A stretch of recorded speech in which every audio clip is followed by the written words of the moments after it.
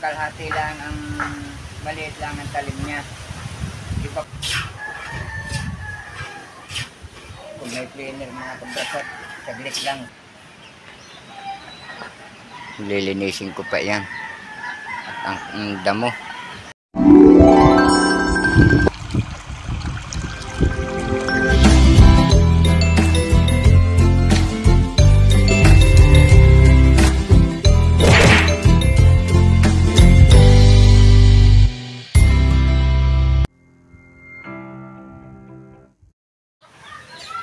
Good morning at panibagong vlog na po naman natin. At tayo po ay titingnan po natin dito si Nanay Los kung anong ginagawa. Ito, nasa labas siguro. Ay, yun.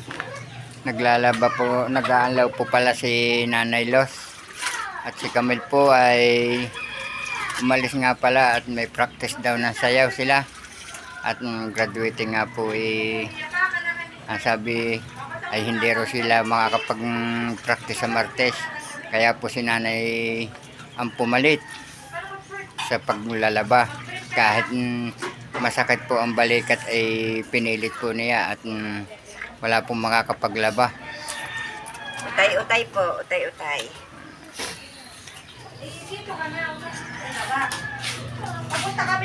At ako naman ay may project na naman po akong panibago. At ako'y naggagawa po ng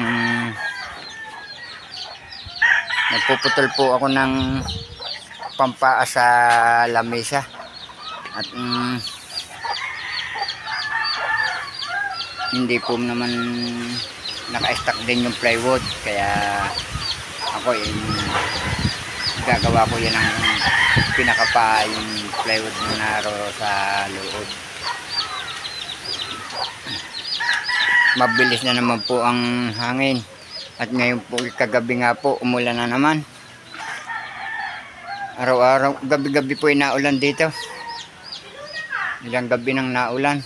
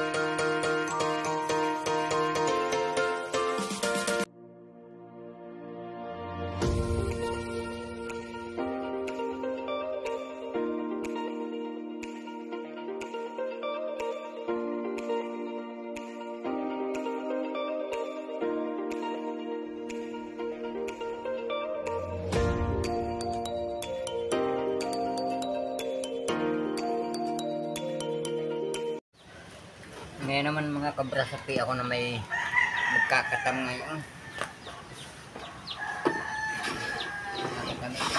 kahoy.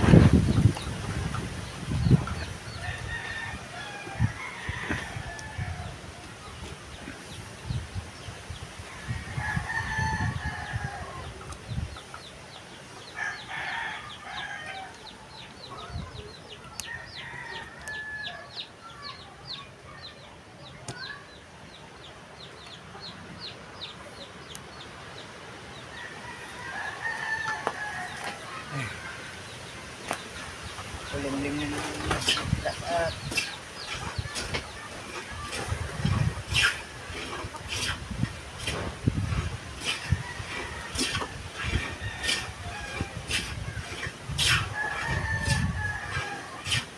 Kung may cleaner mga kabrasat, saglit lang to. Wala eh. Tama na muna yung mano-mano, katam.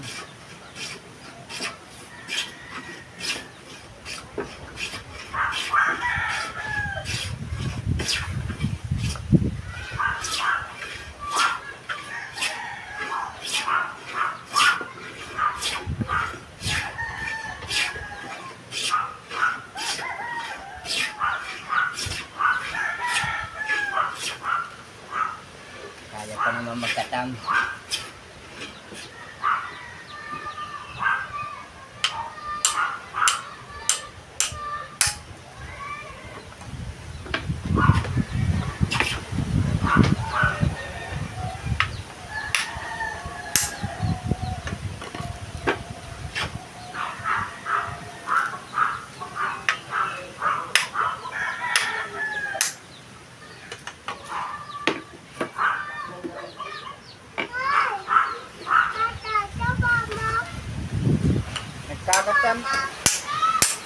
Nagkakatam po ng kahoy. Ikaw naman yan.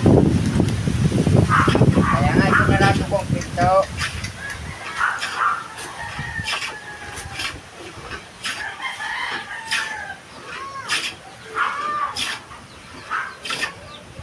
Itay-itay lang ang pagkakatam at marami tayong kakatamin.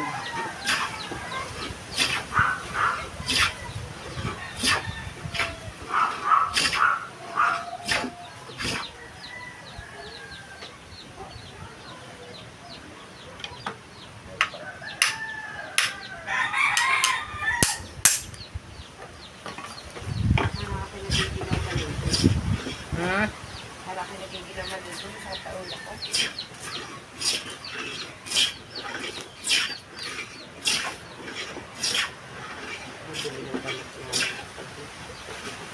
Nakuha kaya ang pera. Mga yan, ipakalaka mamaya. Yan o. Sasakyan. Pinarobili. Bakit papakalaka? Kasi Palawan. Hindi umangkal na lang kay Ares. Ay, kukunin nga yung mga order doon kay Nila eh. Pag ang pangalan nito, kay Annabelle na order, tagal nang naroon, hindi pa nakukuha. Kaya due date na eh.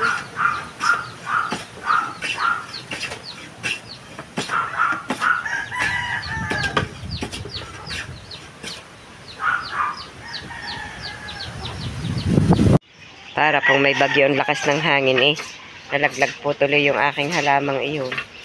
Galing po doon sa taas na iyon at pagsibog po ng hangin inaputol yung pinagkakapitang kahoy. Si Tatay Roman po ay tuloy-tuloy lamang sa pagkakatampo ng gagawin pa ng lamesa.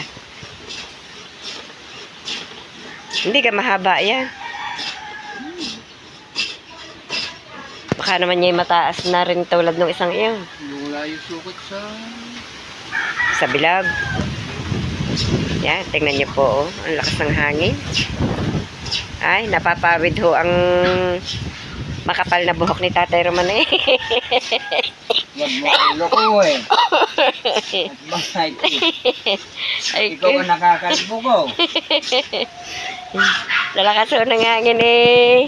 Nadala ang ibang buhok ni Tatay Roman eh. Ilan po natira. Talagang ako lukuhin mga kabrasap ni Nanay Luz eh. Tignan niyo po at kita na ang ano, noo. Ang bumbunan. Dala ng hangin ang buhok. Concho! Si Concho po laging naririto. Yan. Yan, sumipog na naman. Ate Roman, ang iyong piluka, baka madala.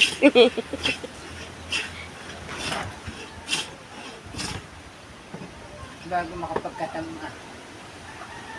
Bago makatapos ng isa. Alinggang kahoy yan.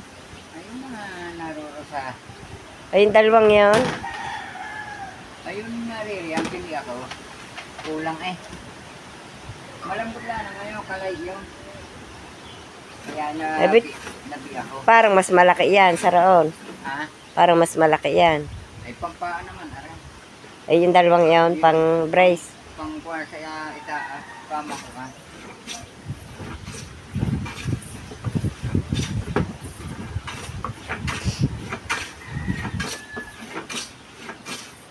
Dalawang klase mga kabrasap ang ginagamit ko.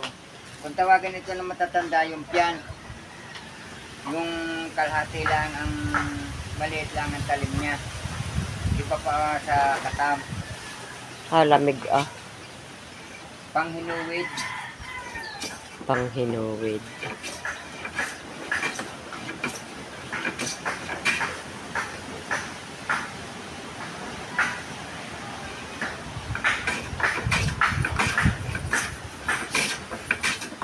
Baka sa isang araw pwede na ikabit ang pinto na siya. Tuyo na yun. Mga wibis nga. At kung malambot pa yun.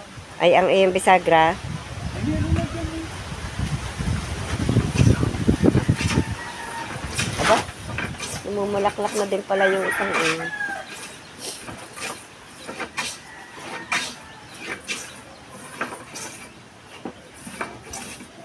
Wala naman bisagra yun.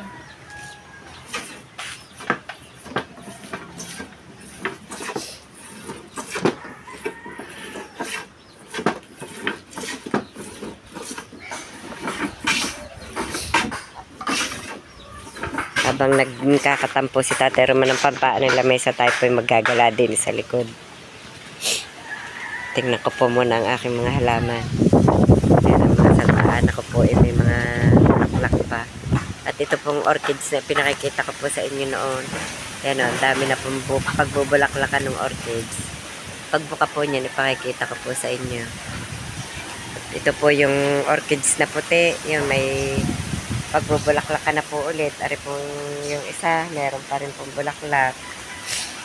Iba po ang dahon po ng orchids na ito, o yung puntig ring tinatawag. Tapos ari po yung mahahaba. Nga po yung pinapag-ayos ko nga po si Tatay Roman ng kakawati na paglalagyan po doon sa harapan. Malalapad ng dahon ng pakpaklawing ari. Pwede nang ilipat. Tatabunan na ang aking ang aking orchids din eh. Sa dami ng pakpaklawin. Yan, ang orchids ko po eh natabunan na ng pakpaklawin. O, ari po yung orchids. Ito. Nasibulan po ng ang dami ng pakpaklawing ari. Sa kaya ito pagtatanim. Magaling pa yung madala doon kay kay Sir Jose. Baka gusto niya ng pakpaklawin. Mabigyan.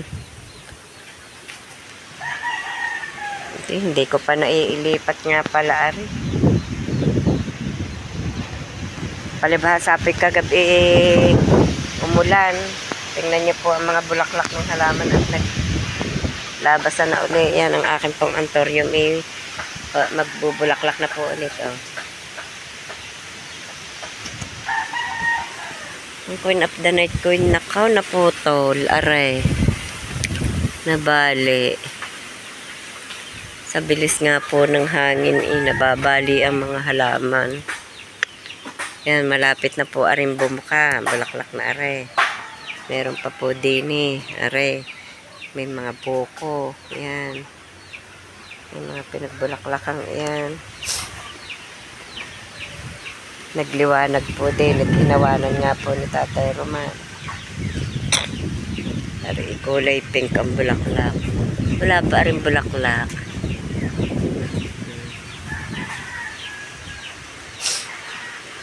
Tingnan niyo po ang ganda ng bulaklak ng aking katakataka.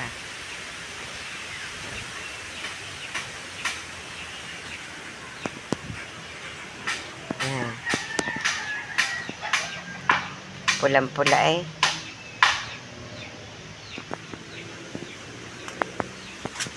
Ayan, pakpaklawin pa.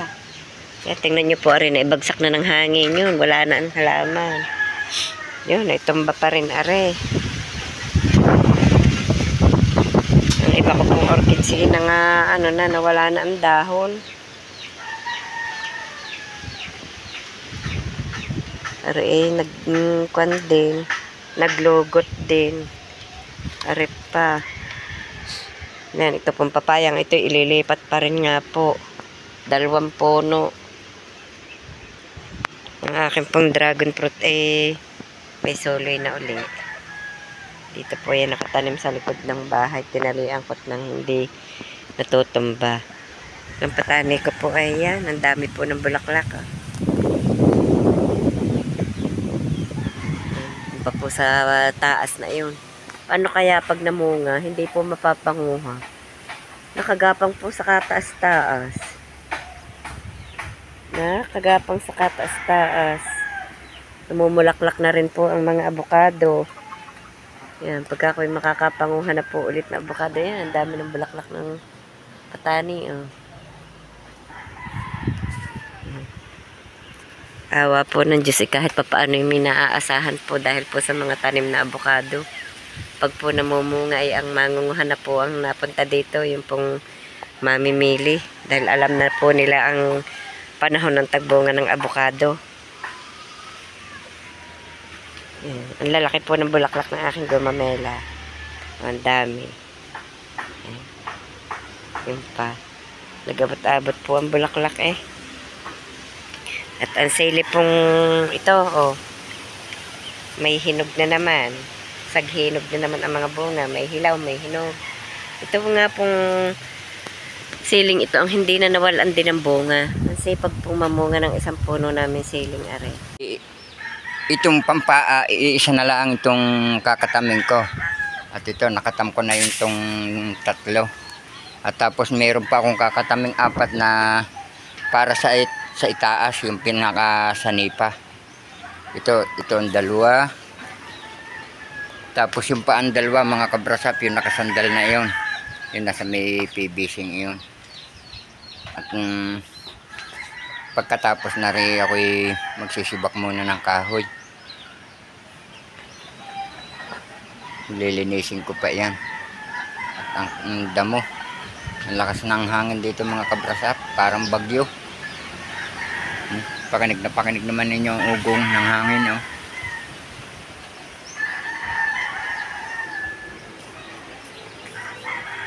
At si Camille po naman ay dumating na. Galing sa pagpapractice ng sayaw. Si Nanay Luz yata ay nagsasaing na.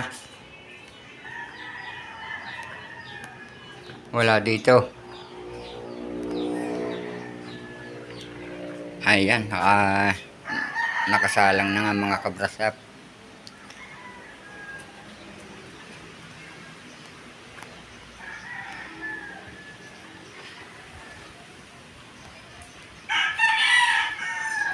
Yan. Ba, nasa kwarto pala si Nanay Luz.